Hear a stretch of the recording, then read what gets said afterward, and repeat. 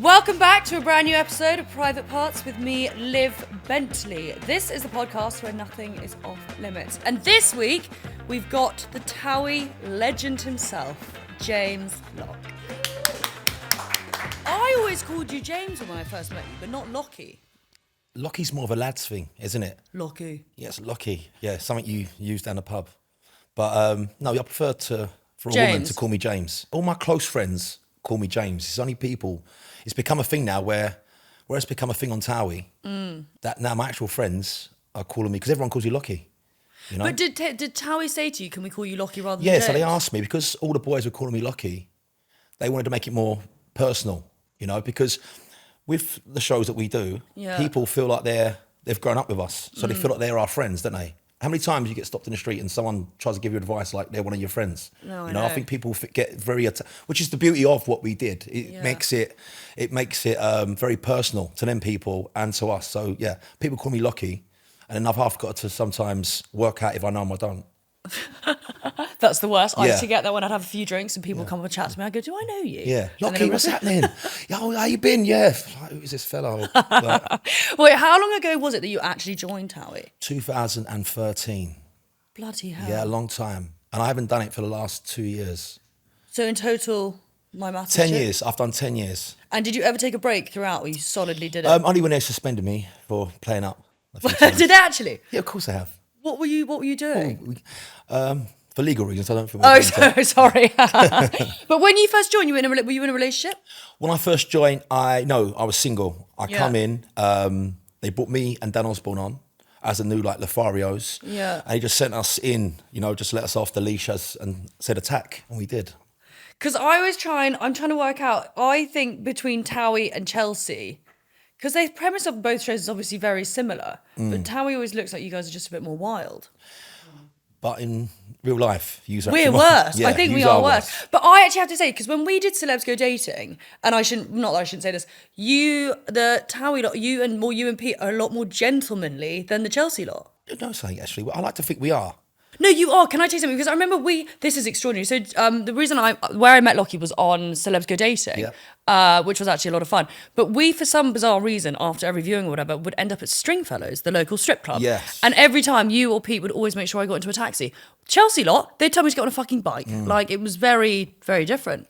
I think also when people don't see the whole Stringfellows thing or the strip club, it's actually like being in a members club. I'm not trying to justify it. I really liked it. No, this is the thing. People why is Pete or why is Lockie? Why are you always in strip clubs? Because in there you're safe. It's a members club which only certain people can go to, especially Stringfellows. And there's no phones. There's nothing. We wasn't ever having dances. We was always having late drinks. So it was an area of safety. Pete still loves it in there. But he does. Yeah. I think he's got shares in the gaff now. Actually, in a few years, he could be the new Stringfellow, couldn't he? He actually could. Are you still very tight with him? Not as tight, now that one of your lot have stolen him off me. Oh, Sam Thompson. So he's doing his thing. What happened, I think me and Pete come to a point where we've done this 10 years. And I'll call it it's like a 10-year itch or a 10-year wobble. And I was a little bit like, do I want to be doing this? Where do I want to go from here, you know? It's scripted reality, and some of the storylines within the show, which, everyone knows is set up for entertainment, they was repeating themselves. And, as I've got older, certain things change, and how I'm perceived. I mean, look, when I'm playing up, being, a man about town, pre-30, you can half get away with it. You can laugh it off. Post-30, people start looking at you like, time to grow up. Yeah, because you kind of also want to get to a point where you are sort of taken seriously, especially when, you can't be on TV forever. And if you're looking at serious career things. But I felt the same, because I really, I went through this mental phase of 6 months being like, should I be doing this? Should I not? And it was like a real internal battle, because I love the show. But then I was like, I've got a business. I need to try and get my shit together. I'm also not 21 pissing about playing spin the fucking bottle with people. But that's not my point exactly. But the thing is, that's a good thing. See, sometimes when people look at you, when you're having that wobble, it's a transition. It's not a wobble. You're making a transition. You are grown up. You are maturing. And it is difficult, especially being in that life. See, for the boys, with all the partying, the boys and the girls, the partying, the events, it's a lot. It does take its toll on you, And then also, because you got to be at these parties because you need to stay relevant, stay current to get on other shows or to make money with certain companies for endorsements. But also with the boys, we're doing PAs up and down the country. We're like on tour. Don't know how you guys. Can I tell you something? I did one PA and it was the worst night of my fucking life. Posters of me looking like a knob all over the place. No one showed up. I then fucked off because it was horrific. But boys, that's not even a thing anymore, PAs. It's not, I don't know if it's a thing. I, again, stepped away from that. Yeah. I stepped away from that because, being 38 and going to PAs where it's 18-year-olds, It's odd. Well, it just doesn't give the right look, does it? It doesn't look great. But did you ever worry when you left TOWIE? Was it ever a concern about not being in the limelight? At the time, I wasn't even in that headspace. They could tell, even on camera, the producers, the camera, even the camera crew, the crew of most of the crew that started are still on it now, the producers. So we're all a family. Everyone could tell that I didn't want to be there, sort of thing. Yeah. I sort of had outgrown it. And people could just see that I wasn't happy. So I wasn't even in the headspace to think about what I was going to do after. I just knew that where I was at the time, I wasn't happy. So what do you do when you're not happy? You need to step away from. I needed to take a break regardless. I needed to step away regardless. I didn't step away completely. I just tried. Actually, I went in two different directions. I've done one show, which maybe I don't know if I should have done. Nothing against the show. Just, again, I think I've stepped away from one thing and then gone into something which might be even slightly more, what should I use? I can't use a certain word because I know how to get upset, but it's a lot more traumatic, or it could cause a lot more aggravation. Ex on the Beach. Not knocking the show. Show's a great show, obviously, but I've just stepped away from TOWIE for certain reasons and I've gone on to that. And then they brought on two TOWIE girls from that show. So then it's like, hold on a minute, what have I done here? Wait, was Miles Nazaire on that one? No, he wasn't on that one. No, he wasn't on that one. I've done it a couple of times as well. And then that was one thing. And then the other show, which again, it's called The Challenge, which is more of an American fitness show. But that, I'm massively into health and fitness. That's why I've got the fitness brand. But that was more up my street, if you like. Yeah. But that was very demanding. Very demanding in terms of a show. Like, it's not like shows that we're used to, where we're looked after, in a sense that you're just the whole thing's a challenge. So you go away. Now you could get eliminated from the first week, but if you stay on it, which I did. Well, actually, no, I've done it twice. I've done once with my ex. Yes, Tristan. your ex. I know, because I remember we were together when he was doing it. And me and him had a freak accident. So we're both. Oh my God, of course you did. Yes. You had your. Wait, this is actually really weird. This is why it goes into the other stuff. But do you know, I had a sidekick reading. This is so odd, and I recorded it. Anyway, I did it with Tristan, and the guy basically said, there's a favourite in it, but he has an accident, and Tristan will end up winning it. This is honestly what the man said before. Yeah. And then when you had your accident, how weird is that? It's so weird that me and Tristan, I was obviously pitched to win it. Yeah. Then me and Tristan, I think, Tristan was maybe an underdog. I don't think people realised how, athletic or good he was as a character, as a person. But me and him got drawn out, just pot luck, got drawn out for the first round. We've both gone up. And this was like the final, in a sense. Yeah. We've gone against each other, both come off together, got into a mad freak spin. I landed face first, broke my nose, broke both my eye sockets instantly. So, yeah, I was out. I was done. I still try to carry on because my ego. Yeah. They was like, oh, just go to the hospital. I was like, no, I'm coming back. I still try to carry on and done this other elimination. But yeah, it just wasn't to happen. So then I was meant to go home. But, for anyone that knows me, my ego is probably next level. Next level. I got that angry. I couldn't go home. I was like, I can't go home and tell my dad. I just got ironed out. Not only did I get ironed out, I got ironed out by a made in Chelsea bird. Like, it can't happen, by a posh lad. It can't happen. So I went to Miami on my own for 2 weeks. I remember looking like the Elephant Man. And I just wore big, soprano sunglasses. I was just walking around looking like the Elephant Man, a head double the size. Yeah. So like one of them little football characters, but yeah. Had you always wanted to do TV? It was an accident.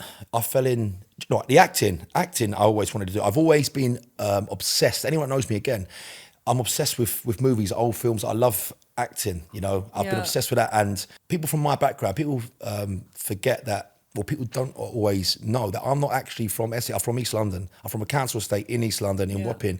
And I'm not like most of these other people on that show, Nothing wrong with it. Obviously, look, being from a privileged background is cool. But like me and Tommy as well, Tommy's from North London. So when I got spotted for that show, because I didn't apply for it. I was at an event an Essex polo event. So, you know, you can imagine what that was like. But yeah, very chavvy. You know, I think I had white trousers on, the lot of people large. Yeah. Walking around with a bottle of champagne in my hand. I started speaking to these two ladies, and they turned out to be producers of the show. And they was like, look, we think you'd be great for the show. I thought they was taking a piss out of me at first. I thought, look, Joe Sank, whether this goes to actual TV or back to a hotel room, like, fuck it, let's go with it. Do you know what I mean? So I went along with it. Then I got the call. That was it. Straight on. And were you chummy with anyone else on it? Well, I knew, again, that clique, that circuit, that whole, right, we all sort of still went the same sort of places. Yeah. You know, the Marbella thing, the hot spots, the faces, the Sugar Up. That was a thing back in the day. So I wasn't in that clique. Like I said, my friends were from East London. I knew of them people and they knew of me, you know, and it was, you might acknowledge them, but it wasn't, we were different cliques. How they try and make out sometimes we're all very good friends. We're not. There are little camps, like in any area. Yeah. No, because because obviously the premise originally the same with Chelsea. It wasn't a legit group of friends, and as time went by, it was very much getting people off. I don't know if I can say this for Chelsea, but it was sourcing out different people who might cause a ruckus amongst the group rather than Of course, and obviously there's certain people within that group that can be influenced and told to cause more issues than others. I feel like there's certain people that are very they can be, problematic. And then there's people like myself, and maybe you as well, when we will react to things. Yeah. So you always get someone that plants a seed, you get someone who would react to that. And when they used to give me a couple of drinks, I used to react to everything. You don't need to tell me. Yeah. I was like that, bulled to a fucking chai shop. It was. But I never stopped drinking. I should have. My dad was like, "Why don't you just stop drinking?" I can't. No, you can't. You need a drink to be around these people, Dad. So and to get through it. I did. This is the thing. I can't, especially when the ADHD kicks in. I know everyone thinks got ADHD at the minute, but I think I can't sit in one spot Can I for just too long. tell you, the flight back from the Dominican Republic when Lockie and I were filming for Celebs, it was hilarious. I really enjoyed it. That was a blur. I better fucking What about, no, you just said that. I just stopped because you've just sent a little thought into my head. What about the girl they set me up with? The finale girl. Oh, wait. The northern, the proper lad. She's more of a geezer than me. I was like, hold on a minute. What's going on here? I was getting drunk and I was thinking, nah. I don't know if we're going to have a fight or, you know what I mean? But I think I don't know if it's whether TV's just changed or maybe we've just grown up a bit, but I have such happy memories from my early days of TV. Do you think towards the end it just wasn't, did you find it as fun? It's, right, I'm going to say when you're young and you're just getting, you're doing all these, you're on a TV show, you don't really give a shit about the money, really. Yeah. It's not about being in a business or you being a brand, because this is the thing you forget. We're a brand ourselves, so you forget about that. It's just about having fun. You're with your pals. You're going to Marbella, Ibiza. Like this is for us. I know you went on similar trips, but you're going away. You're just having, you're getting paid to get pissed and film. And then when our shows were the most, when they were the thing, mate, that fame for really having no talent, yeah, I know, just for being a load of pissheads, is fantastic. I always find it shocking that we're called the talent. It's actually, of anyone, the crew are the ones with the talent. We just fuck around. Yeah, but they used to drink more than us. I would love to know the work. We won't say too much. It was overnight, and nothing can prepare you for it. Because obviously, when you was made in Chelsea, and when I was in TOWIE, that's when it was the golden years of them shows. I'm not saying the shows ain't great now. I'm just saying that then that's when the shows were at their strongest, and it was mad having fame for no talent, really. I know. I'm not trying to say we got no. I don't mean that. I mean, but it's true because people used to be like, "I love you," and I'd go, "What the fuck have I done?" Other than shout at people. Yeah. But do you think throughout your 10 years on it, what were the lowest moments that you probably went through? The lowest moments were getting caught. Yeah, getting caught, getting arrested. Yeah, that wasn't great either. Wait, what do you mean? Which one? What do you mean? Getting caught out cheating or getting caught with arrested? The police. Which one was better? Probably the police. I don't know. I didn't know you were arrested. What's that? What were you arrested? I was arrested for just being a naughty boy. When I first got on the show. Again, this is what I'm trying to say. Me being a character that I am, I am that. Who I am now, you know yourself. Yeah. That is me. And when I was young, I was wild. I was very wild. I like to think I've calmed down now and I can sort of evaluate situations. Yeah. But I was wild. I was someone said, "Oh, Lockie, you'll see you next Tuesday." I would just fly in and that's it. It's all going off. Do you know what I mean? Yeah. Yeah. But did you find when you had relationships on the show, it was a completely different sort of scenario for you? Yeah, well, because I found out there's a lot more grasses in the world. Everyone couldn't wait to sell a story. You know what I mean? Normally, you just got to worry about, her best mate. But now you got to worry about the whole nation grassing you up, you know? Got to pay, cost me a lot of money, paying a lot of people off in the early days. Yeah, yeah. That's why I nearly went bankrupt. What big relationships did you have on it? I was with Danielle, who was a character in her own right. She gave as good as she got. It's very fiery. As much as it was quite a troublesome relationship. Turbulent. Yeah. I don't want to use the word toxic because everyone hates that word, don't they? But me and her, you know, that's what sort of propelled me into like the main cast. You know, because before I come on, I've done a few bits, but what made me like the center, A-star storyline. Yeah, the storyline for the next 3 years was me and Danielle, and you know, she's done well off the back of it. I've done very well off the back of it. So, you know, as much as it was, look, it was all part of growing up, and it wasn't lying. Like I was doing the stuff that, you know, the stuff I was getting caught out for was the truth. You know, the way they used to catch me out, normally you'd be able to talk your way out of it, but I couldn't talk my way out of that because I had evidence. Oh, no. So, and then I went from Danielle to Yasmin. Yasmin come on with me as well. And then Yasmin, I was with for a long time, Yasmin Kello. Are you together now? No, we're good. Yasmin's the female version of me. So just imagine that. Imagine that. When we used to go out, we either make a party, we had an events company. Did you? Yeah. When we was getting on, best night of your life. Worst, otherwise if we didn't get on, we used to shut the gaff down, like literally shut the gaff down. I think we shut STK down. We done a party there. They just closed the doors. Really? Yeah, it's me and her was a problem. Oh my God. But we're still good friends now. So if you need a party, anyone needs a party. Yeah, sell yourself. But are you still close with a lot of them, or how's it like? Have you I'm all gone close. separate ways? I'm very close still. I see Arj the other day. I'm still very close with Arj. He's in a good spot at the minute. He's not done the show for a while. Danica, Diags I speak to. Yasmin, you know, me and Yasmin always talk. We're on and off in terms, not as in a relationship. Yeah. It's just that sometimes she's doing her thing, I'm doing mine, but we're still close. I've got a soft spot for Yaz. I'd always be there for her because we've been through a lot on the show and off the show. Yeah. So there's, in terms of friendship, and I know she's always got my back, you know, even from a distance, she'd always have my back, you know. So there's a level of loyalty there. And see that trust, where I'm from, again, trust is everything. And when you're in our industry, I know I'm laughing and joking about it now. You can't really trust anyone. So I will sit here, and we've been in positions before, and I'm too trusting because how I've been brought up. I will trust someone until they fucks me. If they fuck me, then there's a problem. But in this industry, once you're fucked, you're cancelled. Yeah. Do you know what I'm saying? So it's a very, I took me a long time to get used to that. Even now, sometimes I forget myself and I trust people too much because as much as I might come across a certain way, I do wear my heart on my sleeve. But I think it's a very hard thing to sort of learn because I'm like that, and then I get annoyed at myself that I'm naiver than I should be because I should be well aware. But you forget that actually people's intentions. It's not you, it's them. It's them. But you don't know, and I think people say certain things, and you go, "Oh yeah, sure, it's this person." The next thing you know, they fuck you over. Exactly, and by that time, for us, it's too late. But they don't realise they've got to be very malicious. The problem's with them, right? The problem is with them. They've got to be there's something not right. There's something, they're obviously hurting. Something in their life isn't right.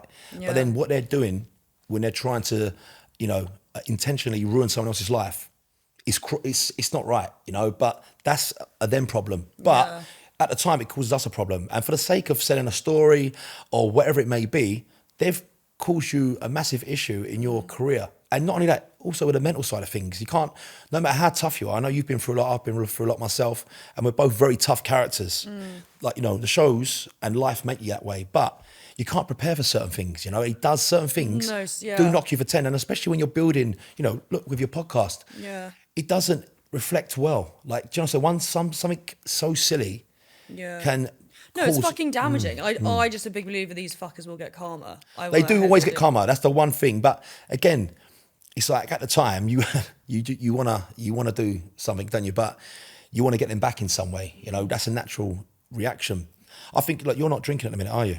No. That's why I went through a phase of not drinking, because let's be honest, no matter who you are, have a few drinks, you slip. Yeah. You know, you slip. That's why a lot of very successful people in the world today don't drink, because things have happened. You know, we don't know everyone's story, but I'm telling you now, a lot of people, especially in the industries that we're in, they don't drink. And the reason they don't drink is not about themselves, it's about what happens when they've had a few drinks. When they've had a few drinks and people that they think they trust. You always see, it's not the people, you know, when you go to these parties or wherever, you know, in general life, it's not the people, it's always the people closest to you, is what I was going to say, which is so scary and upsetting. And do you know, it's like, I'm getting very deep now, but I'm at a point now where I've actually, you know, I've always been that person who is that party boy, or or the person that's a very sociable person. I've always had a big crowd around me, but I now feel safer where I've got a couple of people. Me and my dad spend most days together. That's my best friend. I've got a small team around me. I've got people I work with, a small team, and I feel more happy, content, and safer, which is the most important thing. I feel safer now than I ever have, and that is probably why I'm excelling. That's why things are happening with business, life. Everything's happening now because I feel safer. But I did get to a point where I had to go teetotal for a little while because a few things started happening. I was like, listen, things ain't going to change unless I change. So I just stopped drinking. When did you do that? I stopped drinking. This was about 2 years ago.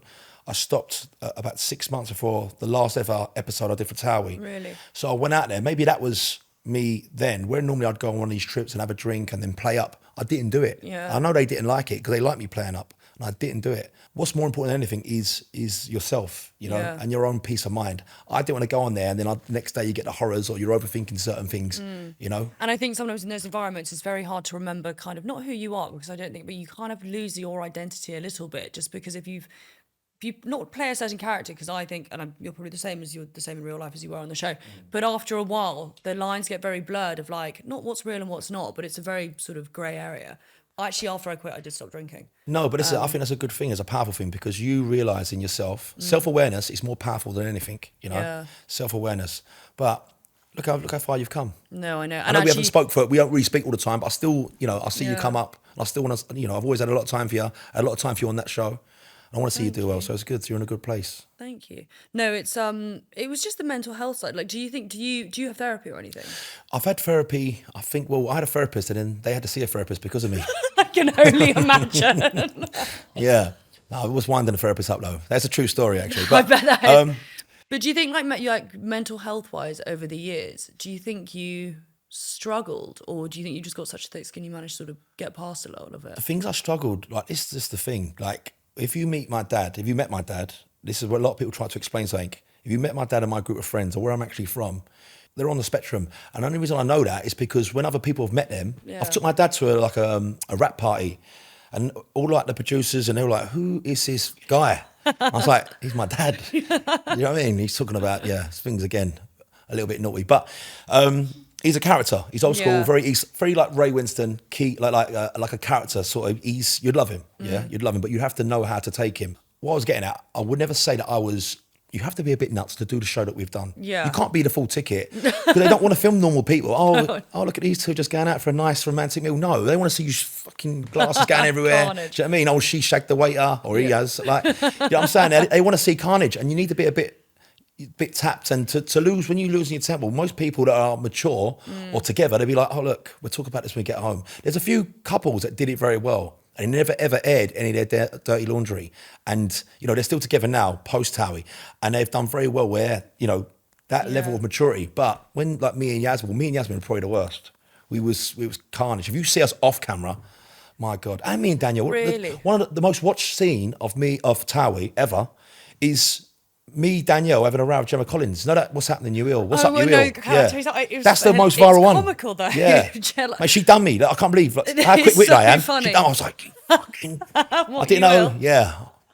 Are you friends with her? No, we're cool. Yeah. Me and her, I'm very good with her. Then you can imagine. Afterwards, that whole scene. I don't know how they edited it so well together. I was like, fuck, that didn't happen. Things were going crazy. People were having fights in car parks. It was like something. But you're sort of a different breed, because it obviously doesn't seem to bother you. Like, not bother you, but without scenes like that, it probably wouldn't be what it is. Do you know what I mean? Like, you do need. Of course. And then, what's interesting is, do you think if you were to behave the same way now if you were on TV, because of the backlash, because of social media, would you continue to do it? With how I am, this is again, right? People will see me sometimes, like when you're, I don't know, maybe like a male chauvinist. I'm not a male I am a gentleman. Like, because I talk how I talk, and I am how I am, you can still be a gentleman and be from where I'm from, Yeah. And don't get me wrong, both men and women can talk down towards each other. They can talk disrespectfully to each other. It goes both ways. Yeah. I think you got to be very careful now, maybe too careful. Well, I think it's kind of going a little bit too far the other way. It's too soft, like it's going very soft, and now you have to really think about everything that comes out of your mouth. Exactly. Well, not that I do that. But, No, but yeah. I'll be honest. I mean, I don't. I mean, I look at it's the difference on. I mean, on Chelsea, for example, it's so ridiculous. You used to be able to throw a drink in someone's face. Yes. I did it not too long ago. I got trolled. People Yeah. went fucking mental, and you're not allowed to do it anymore. And I'm not saying obviously violence or anything aggression, but like you've got to just. It's a very different. It's just a very different world to what it used to be. Yeah. No, it has changed a lot. It has changed a lot, and I don't know who's to blame for that, but it is scripted reality. So, it's 50-50. Some of the scenes and, the environments are set up, but the reactions, relationships and the reactions are real. So when something happens that actually pisses someone off, plus they've had a few drinks, they're going to react in a certain way. You can't then go to, all right, scene's done, because he's not acting. Yeah. So you can't just say stop. It doesn't stop there. Like if you've got a cheating allegation and you fill out your friend, you don't go home and then you're sweet again. It carries on. Yeah. It's real life. When the cameras stop rolling, you're still in it. Yeah. I think the producers sometimes need to remember that as well. And people at home need to remember that this is your real life. Like, you're real people. This isn't acting. But the problem again, sorry, I know I'm going on, but even with EastEnders, people think EastEnders is real. So that's what I mean.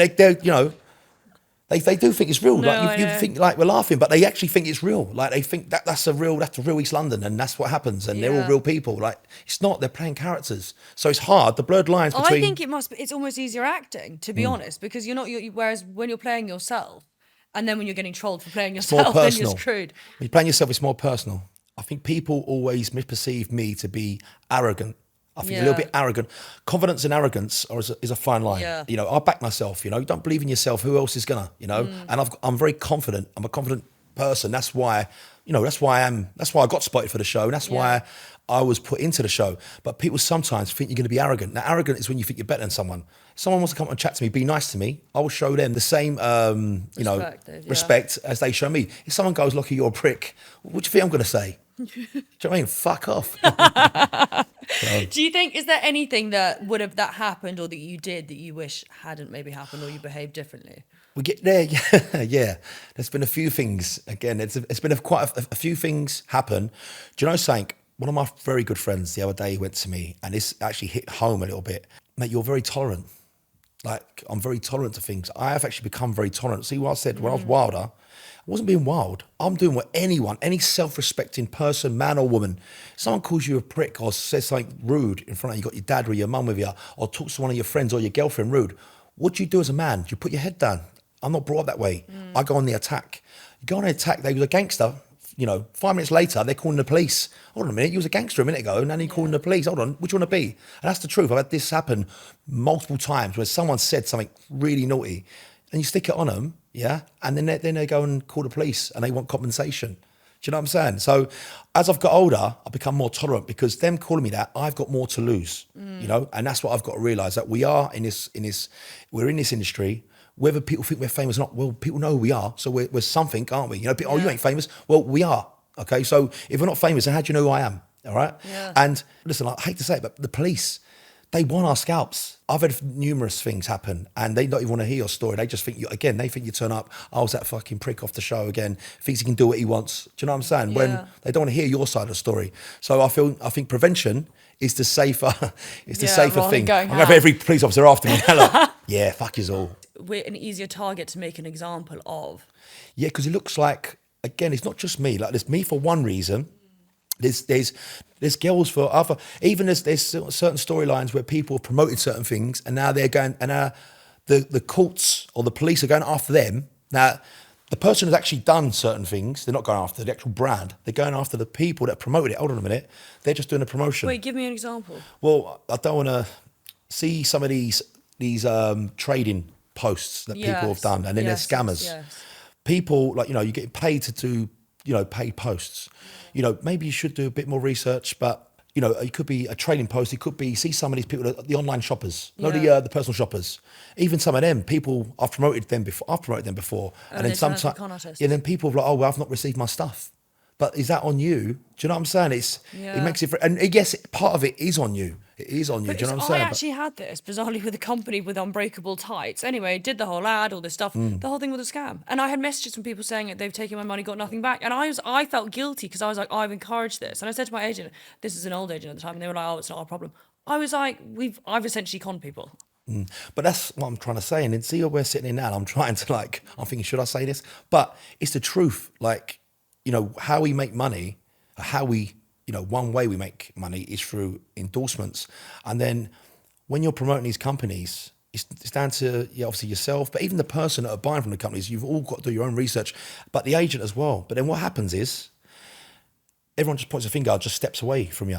It's become a bunch of pussies. No one ever just takes accountability for anything. No, they just step away. Oh, it's your problem. Yeah. Not that. Hold on. They could at least help you through these scenarios, but they don't.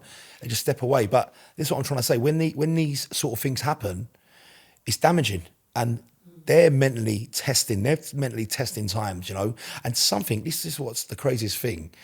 Without getting everyone on a paranoid one, but something could happen. I could, even on the way here, an altercation, or something could happen all the time, or something so trivial, taking a picture of someone, don't know who that person is. I've done this before as well. I've had a picture of someone who I shouldn't have had a picture with, because that person is wanted by certain people. Jesus. But how do I know that person's wanted for that? Do you know what I'm saying? What the fuck do I have to do? Do CRB checks now when I have a picture of someone? With every selfie. You know what I mean? So, no, it sounds like you've got a lot harder.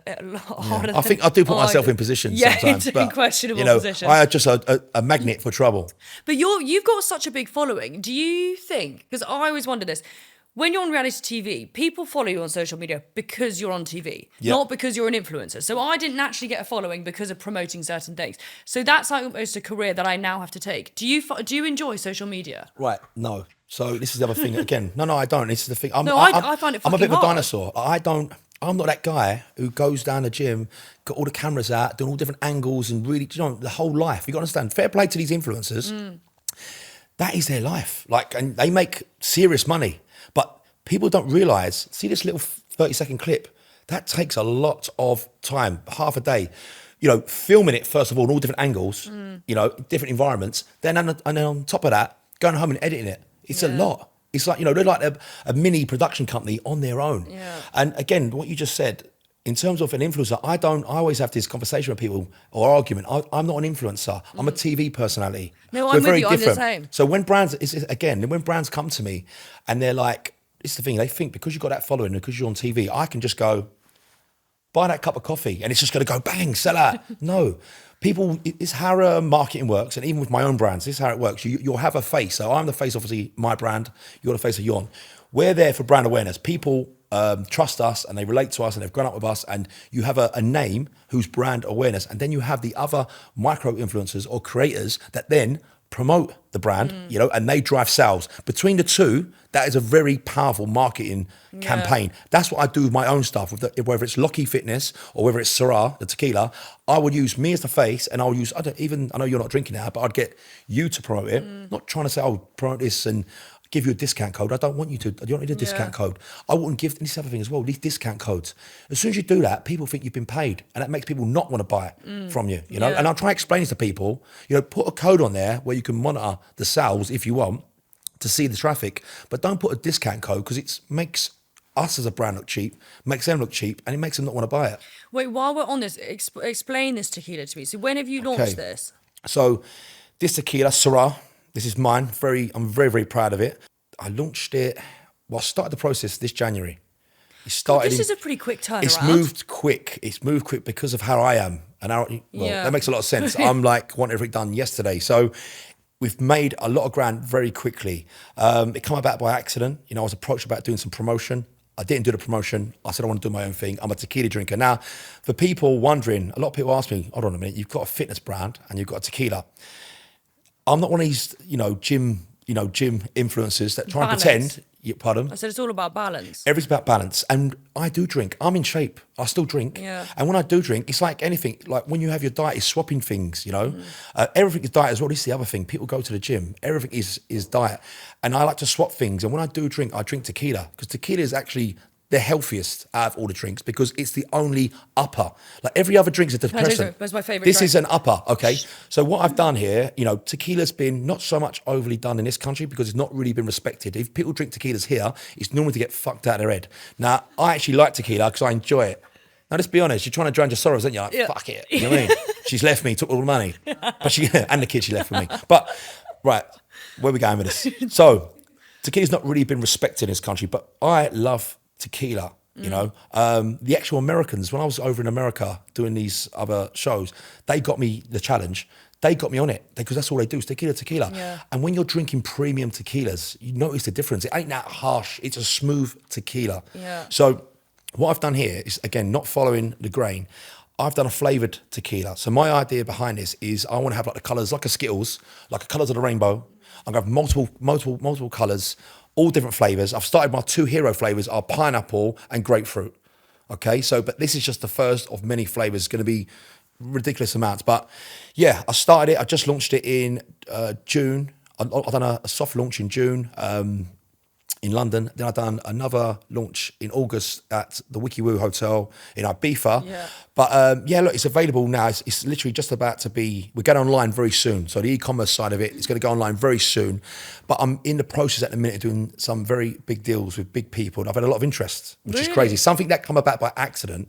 And I've not really, it's been a lot of work, it's took a lot of time, and it's been very, very stressful. And do you know, I didn't realise how much money it costs to start an alcohol business. It's crazy. But yeah, trust me, I'm nearly, I'm gonna have to start lending some money. Did you go for investment or anything? Is this all by yourself? No, I've got some small bits of investment in a minute. I've funded it myself, and then I've got, I'm looking, well, at the minute, I'm in the process of talking to 2 investors, but it's not just about cash. I don't need cash as such.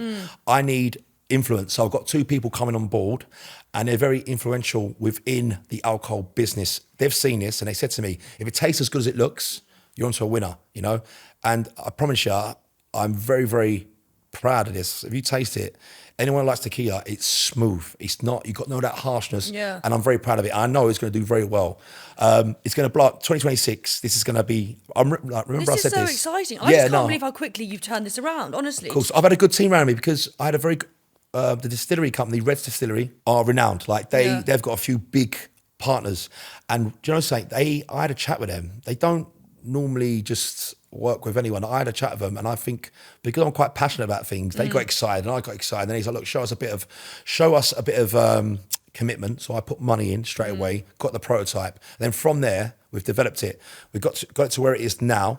Now I'm at the point where there's a lot of people, a lot of interest around it, not just from the UK. I'm getting interest from Dubai. I'm getting interest in around Europe, America. People are asking about it. It's getting a lot of traction. Really?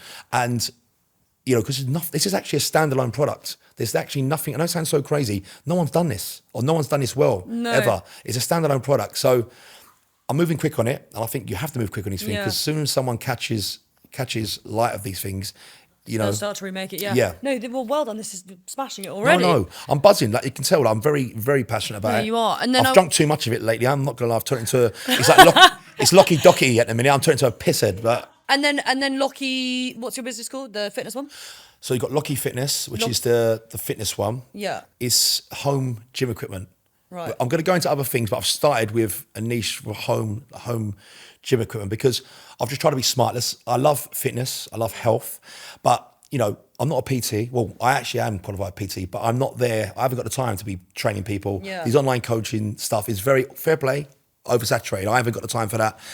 So I stepped into the market with a home gym equipment. So it's like dumbbells, mats, skipping ropes, like anything you can think of, like whether it's at home or something you use in a gym. Yeah. There's a wide range of different products that you can, even essentially take them wherever with you, whether it's at home, or if you went on holiday, you can actually, there's smaller products where you can just take them away with you. So you can train from anywhere in the world, pretty much. I actually have to say I really rate that, because I used to be one of those people who go to classes, which I don't anymore. I literally work out from home.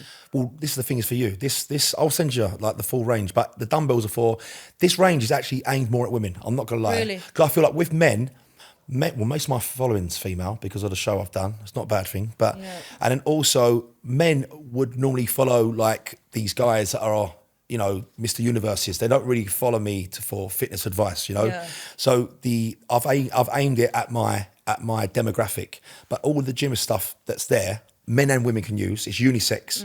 Yeah, listen, I'll send the whole lot to you. You'll love it. I promise you as well. And it's something you can do anywhere. Just quickly, what did you do before TOWIE, work-wise? I was actually a electrician. Oh, really? So straight from electrician to TV. I wasn't a very good one. So don't. People always go, can you wire this up? Well, no, I got sacked more times than, do you know what I mean? Yeah. That's quite interesting. God, this is quite amazing. I feel like I need to get on doing more than just lube. So it is obviously November and Men's Mental Health Awareness Month. And you recently, what were you on recently speaking about I body was dysmorphia? I was on a. This morning, was it this morning? I've done this morning. That was a little while ago. Yeah. That was a little while ago. I did that, and it was talking about body dysmorphia, and people trying to understand it. Because that's the biggest thing. People understanding What it is. whether it's body dysmorphia or ADHD. Like, see certain people just throw things. People are very. They like to. What's it called? What's it called when you're when you like to pretend you're ill? Munchausen's disease. Is that what it is? Yeah, everyone's like, just wants to be ill. I'm like with this body dysmorphia, it's not affecting my life as in I can't leave the house. Yeah. It's being self-conscious of something or finding fault in yourself. Do you know what I'm saying? Yeah. Women have, men or people or society have always joked about women having it, but men have it as well. Like when you're checking your pictures, if you don't care, if you haven't got body dysmorphia, you don't care what the picture. I'll take the picture, sweet. But everyone does. They check the pictures. Do you think being in the limelight's made that worse though? Or Being in the limelight has made, yes, it's been like a catalyst and it's heightened it. So, see, at one point I hit 30, I had a wobble then and I started getting hair transplants, which I probably I didn't actually need. I started getting Botox or even things like Botox or gym, like obsessing with the gym. Like being overly obsessed with the gym, that's a body dysmorphia, And anyone that goes to the gym, you can be in the best shape. Like people have gone, you're in great shape, and I'm still looking in the mirror and I still find fault. That's not right. And if there's someone online, it's always some like fat fella. Can I say that? It's always someone. He's like, "Oh, you missed leg day. I think you fat fuck." I just want to go, "Fuck you, you fat fuck." Can't have another cheeseburger, but you can't say that, can you? Do you know what I mean? You're walking heart attack. But if I say that, Lockie, you're, oh my god, online trolling. I'm the bully. Fucking hell, got the police around again. But do you, when you were actually on TOWIE, was it very, because women talk about it all the time and I always get comments going, oh, you shouldn't get lip filler, you shouldn't do all this stuff. But guys never really talk about it. Was it something is it more commonplace with you guys that you would have had work done? In the industry we're in, I think to be honest, I'm very comfortable. I'm quite comfortable. Like I said, I'm confident in myself, which is a weird thing, right? So I'm confident in myself where I can talk about this stuff. But at the same time, I've got the body dysmorphia where I'll find fault in myself, Yeah.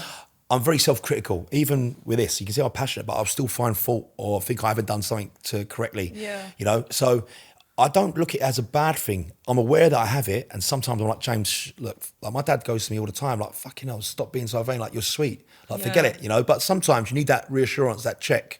But I think men in this day and age, have a lot more people, whether you're getting your teeth done, well, you don't like your teeth, well, that's body dysmorphia. Yeah. Do you know what I'm saying? Even silly things like that, people are like, oh, everyone gets their teeth. Yeah. See, when they're taking pictures now, like no matter who you are, whether you're on TV, not on TV, you're an influencer or not an influencer, men or women, whatever, they're all finding fault. Actually, maybe the older generation don't care as much. They're actually probably better. Or I don't know, it's because so much of everyone's lives is out there in terms of like social media stuff. So one has to not feel they have to look a certain way, but there's a lot of judgment constantly about the way one looks. And I don't know if that feeds into it, that we're all now just a bit more. Do you know what I think a lot of factors feed into it, like the media, the people. You got to remember, there's a lot of people that are going through, at the other end of the phone, of the picture, or whatever, looking at you on your social media. There's a lot of people with their own demons, and they're just Projecting it. They're projecting it. And they're just saying things out of spite. It's not even they've got an actual issue with you. And then, probably a year later, after that problem hopefully has been resolved, they're probably like, oh, I don't know why I even said that. Yeah. Do you know what I mean? But it's at the time, they just want to, I don't know, it's just like bringing someone else misery or upsetting someone else makes them feel better about themselves. It's almost like with the shows that we're doing, or EastEnders. Let's not talk about our shows because it looks like we're digging them out. But see with EastEnders, when people are watching EastEnders, and it's always because it's a soap. Yeah. Something's happening every day. It makes people feel better about their own lives because you think, fucking my life's back. No, Ian Beale, look at fucking Ian Beale. I've got nothing left. Do you know what I mean? He's proper fucked. Do you know what I mean? So It's so true, actually. And they're like, oh yeah, look, fuck it, ain't that bad. Let's go and get on it. Has any comments or trolling you've ever had actually really affected you? No, they just make me angry, and I'm like, where do you live? Come to your door. Me on a hangover, I used to troll them back. Yeah, but you do that, but it's just saying you could be there all day.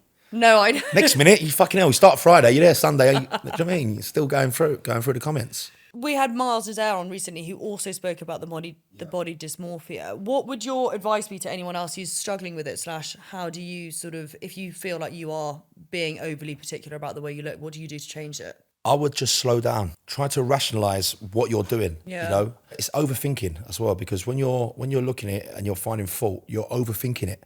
Yeah. Do you know what I'm saying? You look at the picture, stop overthinking it. You need to have a bit of confidence. And it really, the problem is, right, it sounds so silly and so trivial, but you have to be that bit confident. Yeah. And, you know, even if for a little while, turn the comments off. Like, if you're that bothered, turn the likes off, the like count, turn that off, yeah? Turn the comments off. Then that picture, the best picture in the world. It doesn't matter. Like, turn the comments off and turn the likes off. It doesn't matter, because that's the other thing you do, don't you? You put it on and you're checking to see how many likes you got, or you are looking through the comments. Like, stop that. Or in everyday life, the thing is, I've actually got a few friends that are not influencers. They've got very normal jobs, and they've messaged me about it, and they're actually, one of them's actually having therapy over it.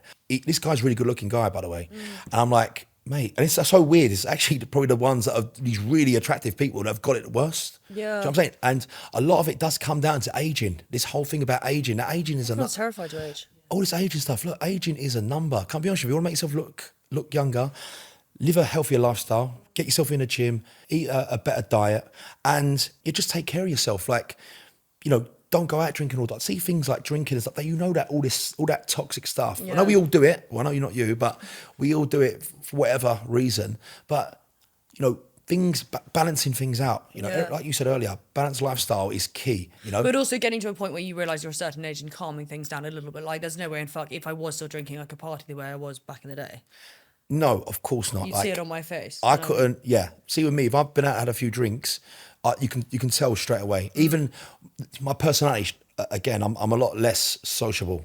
Like, I can't do it anymore. That when I used to go out and party non-stop, I can't do that. But it's a good thing. I actually embrace getting older. I don't. Getting, I know it sounds mad. I don't saying that though. And I've say that, and then I've gone. I'm getting Botoxed up, or I'm going to the gym. But with what we do, the better we look, the more money you make. You see, I've got a fitness brand. I need to look a certain way, because whether I look at myself as an influencer or not, I am the face of my brand. So I need to look a certain way. You know. Do you find any of your like general life / being a celebrity hard? Like, what is the hardest part about any of it? The hardest part, like keeping up appearances, or. Well, I think, yes, of course, keeping up appearances, because I had an agent before who always said to me, like, you have to be on point 24/7. Even bodybuilders, see, like these Mr. Universes or these certain models, they'll get shoot ready. They're not shooting all the time. With us, especially when we're doing these TV shows, you need to be in shape or on point all year round. See, stepping away from the show, because obviously being on TOWIE is very demanding, especially when you've got youngsters coming through. You're competing with youngsters, which is a lot easier for them to be in shape than it is for you.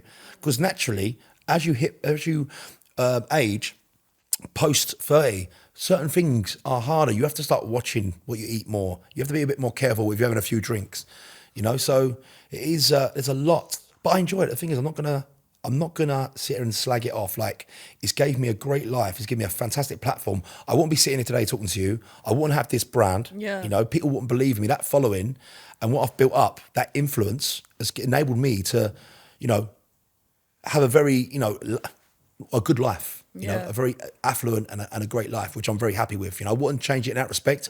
Some of the stuff, like I said, some of the stuff that I know without my control, that's down to me then to be better prepared for. Like we said, when I'm putting myself in certain environments, I need to be more self-aware of what I'm doing and how I'm conducting myself. You know, if I don't like an environment, remove myself from it. Yeah. You know? Yeah.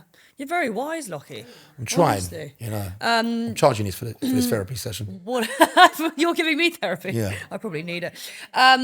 Dating, the world of dating. So you're 38, no kids. No kids. Do you want kids? I would have kids. It's not like, right, yeah, I would say I want kids. It's very difficult, even like for me, Andrew, in this industry. I feel like it keeps you young. You know, it does keep you young, and it makes it very hard to you know, meet someone. You know, you normally meet people within the industry or of a similar. Have you had relationships with people completely out of the limelight?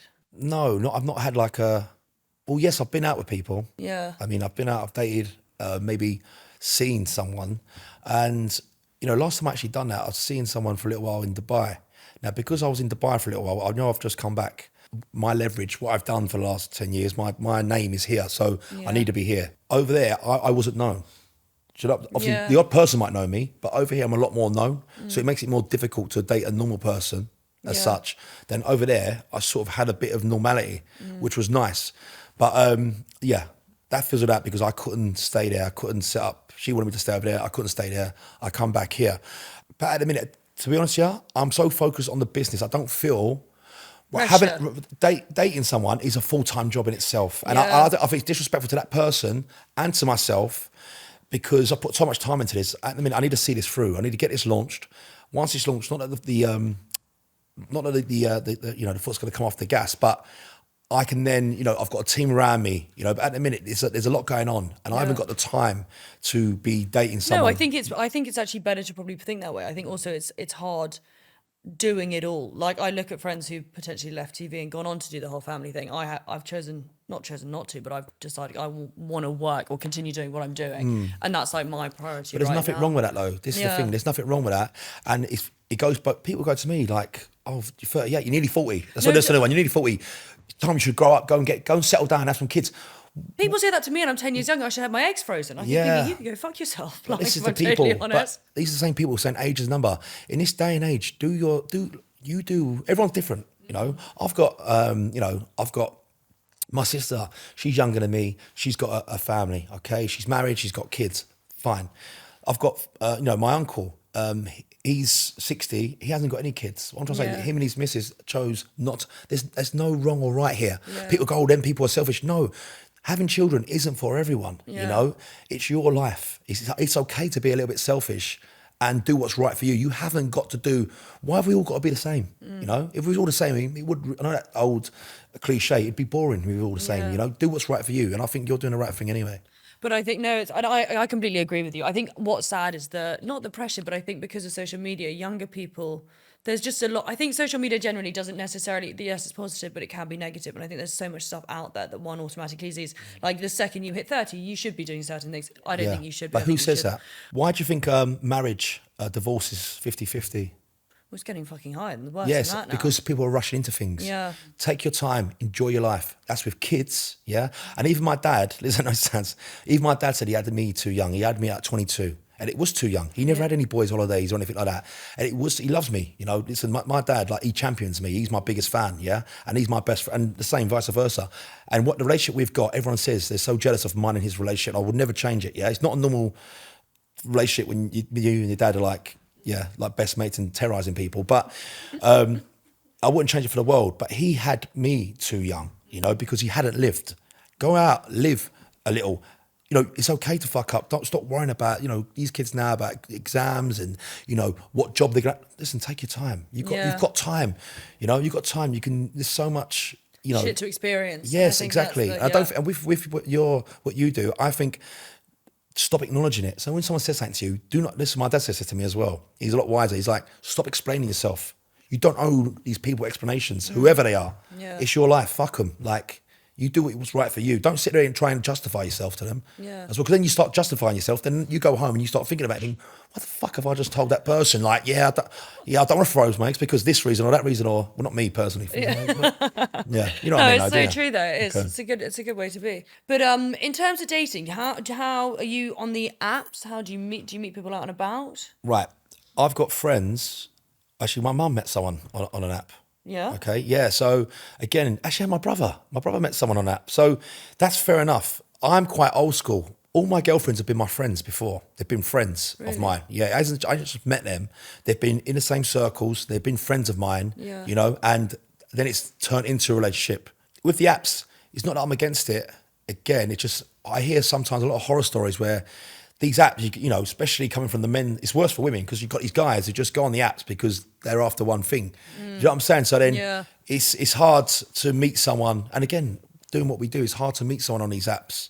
I know there's certain apps for our sort of people, but even them apps, you seem to find a lot of a certain type of person on them. And I'm thinking, you know, sometimes being old school, meeting someone when you're out, wherever, you know. Have you ever accidentally slept with a fan? How can you accidentally sleep with one? Well, because you sleep with them and then you realise they're an avid watcher of your work. Yeah, and it cringes you out. Yeah. Fucking hell. I asked Yeah. Miles that, and I think he knowing You wake up and they're getting selfies of you. Yeah. Yeah, no, because I think girls go wilder with the guys. I have to say, I don't really get a lot of men running after me, but Guys are bad as well. See, guys, they won't follow me, but then I'll see them. They'll be looking. at your stuff. Yeah. I keep getting weirdos wanting to buy my dirty gym socks. Whenever I put a Q&A up for this podcast, the shit that people come back with, can you squirt? Like, why was I asked that? I had a woman talking about fertility on It's a here. yeah. Okay, one more question. What is the worst / most questionable thing you have ever done for money? I nearly signed up to something that would have damaged my brand. Signed up to what? Just a certain. OnlyFans? Yes. Are you serious? Yeah, I nearly done that. Someone nearly talked me into it for big dough. For once. Really? What, Yeah. doing it as a partnership or you just signing up for So it? me signing up, yeah, they was obviously going to push me on it. Yeah. And obviously having someone like myself on it, they've seen with other people how influential that could be. Yeah. I respect myself in this, Yeah. and I don't mean this horribly. OnlyFans is fantastic for certain people if they want to make, especially for making money and doing what they do. I'm not, I'm all for it. But for what I want to do, them people don't want to be on TV. Is what I'm Yeah. trying to say. So if you're on that if you're on that and you're making money from, Jeff, who's a little bit horny, fantastic, yeah. But for me, that wasn't the right direction. I nearly went into it because the money is very good, and I Yeah. nearly got enticed. And because I've got that following, I've got a big gay following. Because I'm maybe Yeah. whatever they like, but that fuck me. Where are we going with this? But yeah, No, I know what you mean. No, because I think there was a time when I think it was a very, not an easy option, but an appealing option to some people because it would be, the money would be ridiculous. but they've just done there's a new platform. The people behind that, obviously they've realised that about what's going on, and certain people they would want on like me and you, they've realised that we won't go on that platform because of them reasons, and they respect that. So they're actually bringing out a new platform called Subs, and it's similar, but it's going to be cleaner, but it's going to blow up. I'm just signed up to that. What do you have to put on that? No, it's exclusive. It could be anything. You could pitch this. You could do whatever you want. It's more exclusive, but it's not aimed Getting at a gear off. Yes, if they're going to come away from that. So Subs is more aimed at because OnlyFans when it set up was meant to be just for celebrities. Yeah, no, I know. That's what I don't It understand. turned into a porn, or how it is now. Not from them, the creators. It turned into that from, and of course, let's be honest. If you're making mad money, you're not going to say, "No, stop doing that," are you? You're going to let them carry. Let's be straight.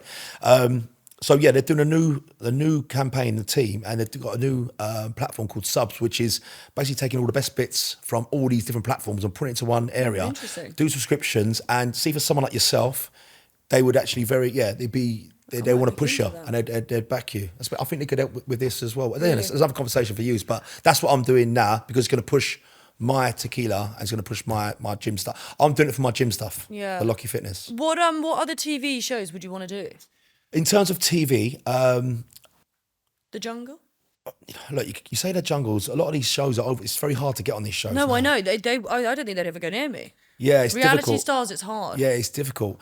I'm actually now, believe it or not, I was doing acting classes for a long time. I want to go more. I've done little bits, these little, I've done little teasers. Again, acting's a full-time job, but I want to try. I haven't just decided I want to be an actor. I want to have done acting classes, but I want to go into that. I would still do reality TV if the right show come up, but the right show, even with the dating shows, I'm not too sure I'd want to do them.